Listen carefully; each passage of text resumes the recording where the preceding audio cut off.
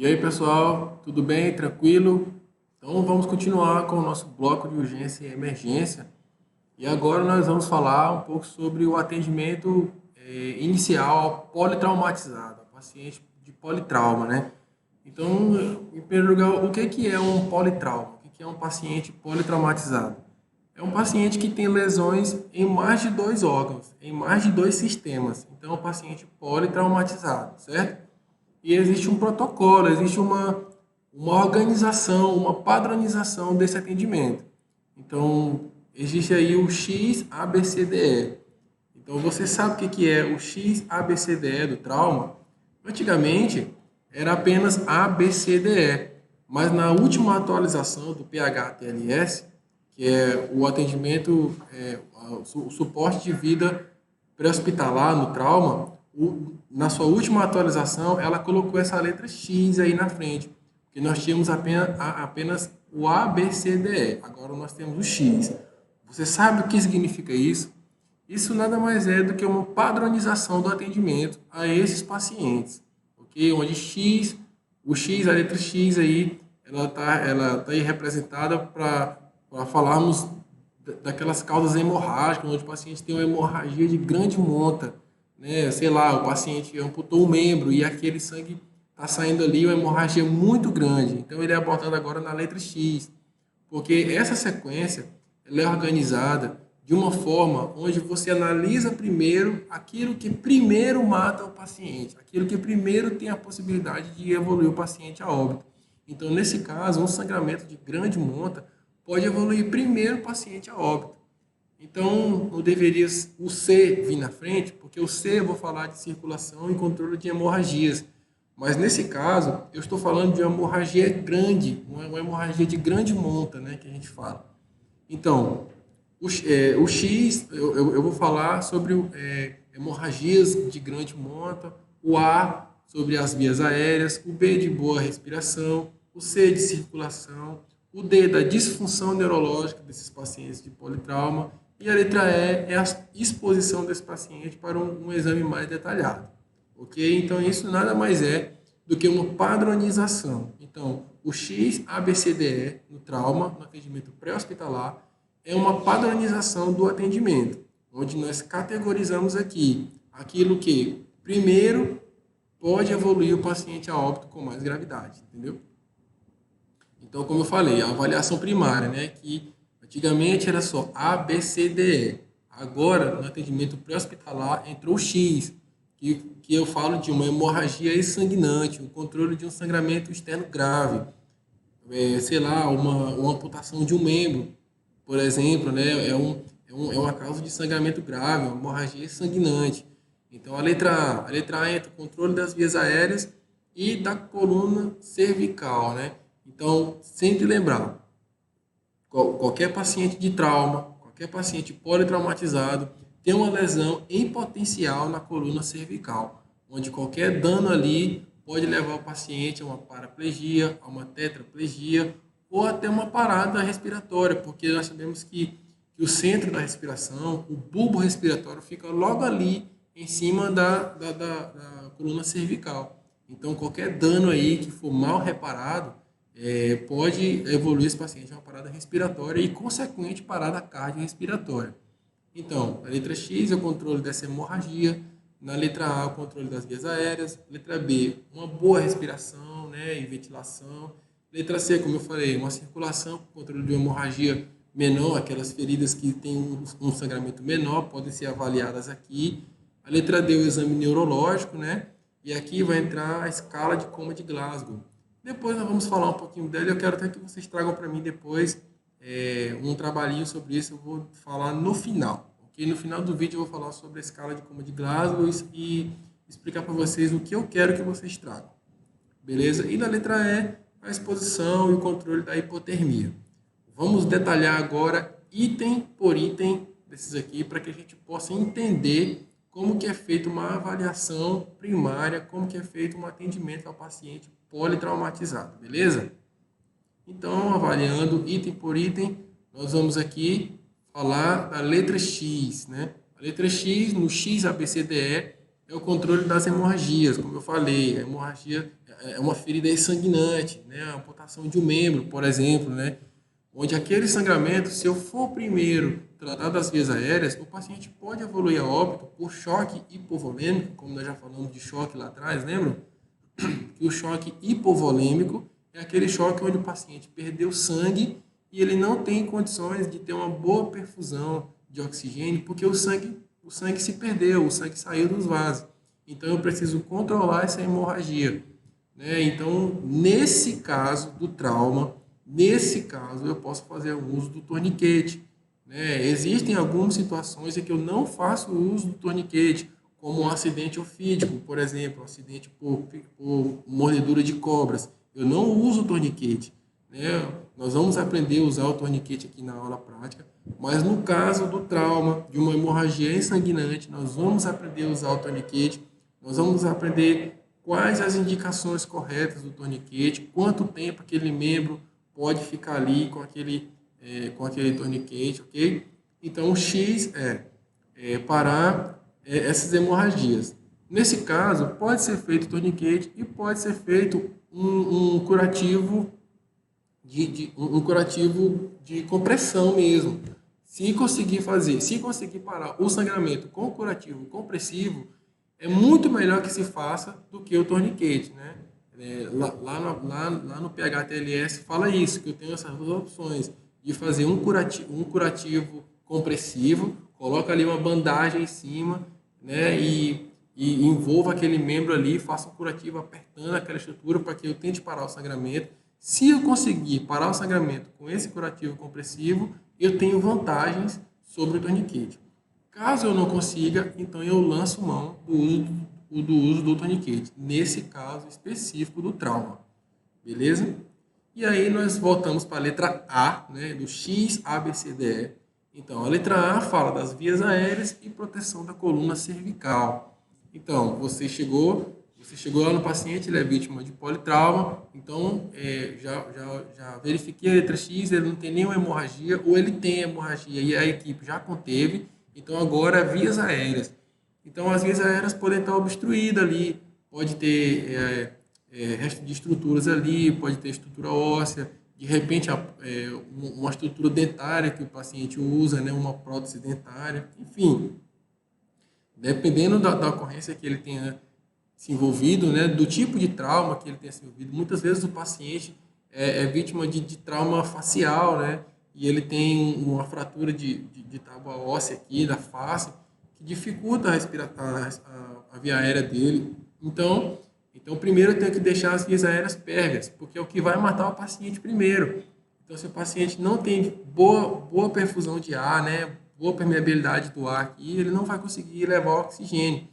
Porque o paciente precisa da circulação, mas ele também precisa do oxigênio. E eu tenho aqui duas manobras, né, que nós vamos treinar, que é a jaw thrust e a chin lift, né, que são manobras de abertura da boca, né, para que o paciente consiga ter uma via aérea pérvia. A jaw thrust nada mais é do que eu pressionar aqui no ângulo da mandíbula, empurrando a mandíbula para frente. Percebe que o queixo vai para frente, ó. Empurrei no ângulo da mandíbula, né? E a chin lift, eu puxar o queixo aqui. Então, jaw thrust, chin lift. E eu faço tudo isso sem mover a coluna cervical do paciente. Eu preciso fazer tudo isso. Em alguns casos não. Na maioria dos casos, né, eu vou colocar ali o colar cervical do paciente, que todo mundo já deve ter visto em filmes ou até na vida real mesmo. Nós vamos tentar providenciar para a nossa aula prática aqui. Mas o colar cervical, ele só evita que o paciente mova a cabeça para trás e para frente. Ele não evita que o paciente mova a cabeça para o lado. Então, mesmo que eu coloque o colar cervical, eu preciso fazer o uso das mãos ali para estabilizar a coluna cervical, ou colocar um dispositivo chamado de head block, que é o que tem naquela tábua que o SAMU traz para transportar o paciente. Então, colar cervical mais head block, ou com as mãos mesmo aqui, né, estabilizar a coluna cervical do paciente. Mesmo assim, o paciente não conseguiu respirar, as vias aéreas não estão pérvias, eu posso fazer uso das manobras jaw thrust e chin lift. Beleza? Então vamos aqui para outra letra, que é a letra B, que fala boa respiração. Então, uma vez que eu já parei a hemorragia do paciente, fiz a hemostasia dele, né? Parei o sangramento, e eu já vi que as vias aéreas estão pérvias, né? E estabilizei a coluna, eu vou oferecer oxigênio a esse paciente para que ele tenha uma boa respiração. Então, aqui eu posso lançar mão de alguns recursos.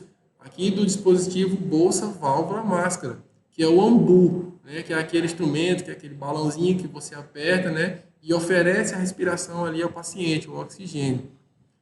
Muito se fala sobre a respiração boca a boca. Pode, não pode, devo, não devo, né?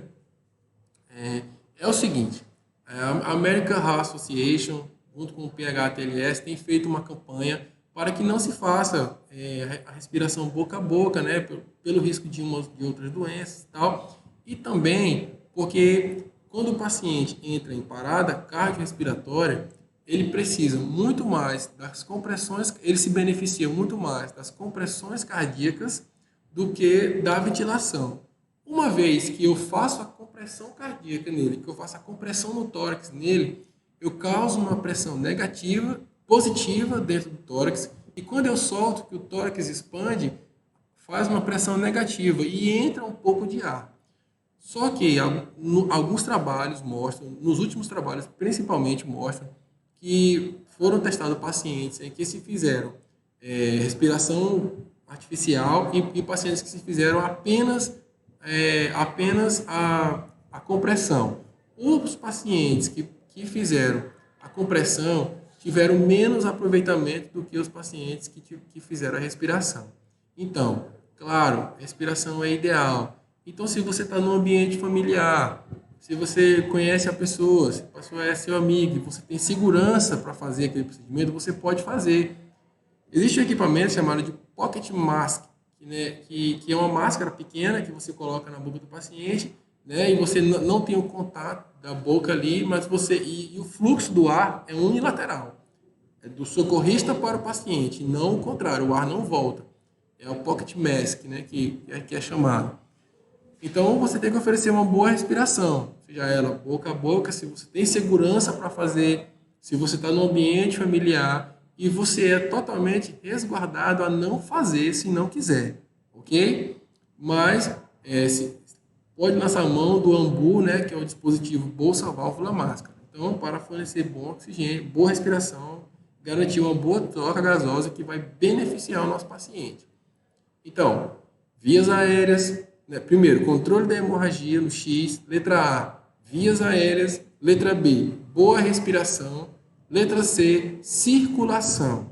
Então, na letra X, nós falamos das hemorragias sanguinantes, aquelas feridas que saem uma hemorragia de grande monta. Aqui na letra C, nós também vamos falar de hemorragia, mas hemorragias menores, né? Nós vamos avaliar o nível de consciência do paciente.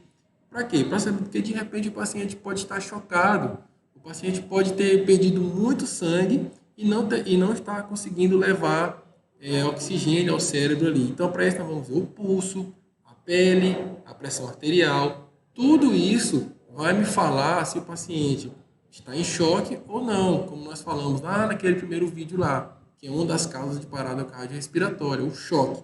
Então, nós vamos investigar hemorragias menores.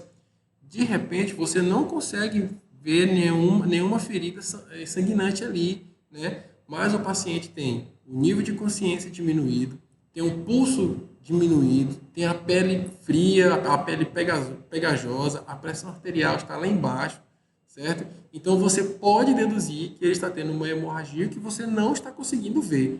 Ele pode ter uma hemorragia interna e você não está conseguindo ver, né? Então, eu preciso atuar aí, né? E notificar ao suporte avançado de vida que vai investigar essa causa, né?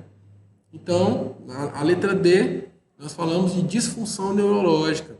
E aqui entra a escala de coma de Glasgow, né? Que vai avaliar a consciência e as pupilas. Eu não vou falar muito aqui, porque aqui nessa parte eu quero que vocês pesquisem e tragam na aula prática valendo o trabalho prático de vocês, valendo a nota do trabalho prático. Então, atenção, trabalho prático, pesquisa sobre escala de coma de Glasgow, para o que é, né? Eu quero conceito, para que serve e que critérios avalia, né? Quais são os critérios avaliados pela escala coma de Glasgow e outra. Eu quero a escala atualizada. Saiu uma nova escala no ano de 2018, aí eu quero a escala atualizada, beleza? Então não vou falar sobre ela aqui. Uma dica é que ela avalia o sistema neurológico, então vocês vão trazer para mim uma folha bonitinho, digitadinho, valendo a nota do trabalho prático de vocês. Então, se você está assistindo esse vídeo aqui aos 15 minutos do vídeo, né? Então, trabalho prático, pesquisa sobre escala de coma de Glasgow, conceito, para que serve e quais critérios avalia, beleza? A escala atualizada. Beleza, então a letra E fala da exposição e prevenção da hipotermia. Na maioria dos lugares do nosso país, nós não temos esse problema com a hipotermia, porque nós moramos num país tropical, um país que é muito calor, muito quente, mas em algumas regiões do país, sim, principalmente no sul, né? Do centro-sul ali, já tem épocas do ano que são mais frias, né? Então, por exemplo, prevenir quando entrar na ambulância, colocar o paciente lá dentro, desligar o ar-condicionado, prevenir a hipotermia, né? Então, eu vou expor o dorso do paciente para eu saber se eu tenho mais alguma lesão, para eu avaliar o dorso, nós vamos fazer isso aqui na prática, né? Saber se o paciente tem mais alguma fratura que passou despercebida durante o exame, né? Para saber se o paciente tem perfusão nas extremidades. Então, a letra E é como se fosse já começando a fazer um exame secundário. Então, aqui nós temos letra X, controle das hemorragias. Letra A, vias aéreas e proteção da coluna cervical. Letra B, boa respiração. Letra C, circulação. D, disfunção neurológica. E letra E, exposição, né, do paciente. Gente, aprendam essa sequência. Não decorem, aprendam essa sequência. Nós vamos usar isso aqui, como vocês viram lá naquela abordagem inicial, para quase todos os tipos de urgência e emergência. Então, aprendam essa sequência. Vias aéreas, respiração, circulação, disfunção neurológica. Se você é profissional de saúde e você sabe abordar um paciente com essa sequência, você já está à frente de muito e com certeza seu paciente vai ter o melhor desfecho. Sobre atendimento ao paciente politraumatizado era isso. Dúvidas, voltem ao vídeo, anotem as dúvidas, tragam na aula prática, beleza? Valeu!